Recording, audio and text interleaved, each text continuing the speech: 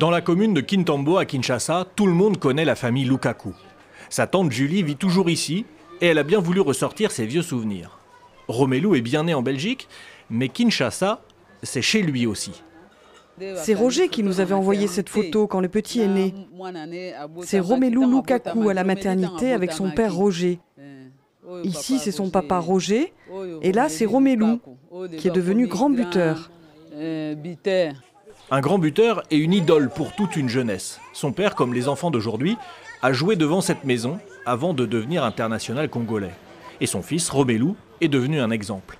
Quand je vois Romelu jouer, Romelu porte le maillot de la Belgique, mais quand il joue, on parle toujours de la RDC, on parle de ses origines. Et je suis fier, ça me fait énormément plaisir. Le père Lukaku s'est occupé bien sûr du football dans le quartier. Il a créé un club pour utiliser l'aura de la famille. Mais c'est Roger Lukaku, on voyait que son fils a émergé en Europe et il s'est dit, moi aussi je peux rentrer dans mon pays, créer une équipe pour que les enfants aussi puissent émerger et faire mieux ailleurs, peut-être en Europe. Le club s'appelle le Rojolu, les initiales des enfants. Ro pour Romelu, Jo pour Jordan, lui aussi dans l'équipe belge, Lou pour Lukaku. Et c'est plus qu'un club d'ailleurs. La fondation Lukaku a des objectifs plus nobles encore que le simple jeu. C'est d'abord de promouvoir les sports à la trémise de la jeunesse congolaise.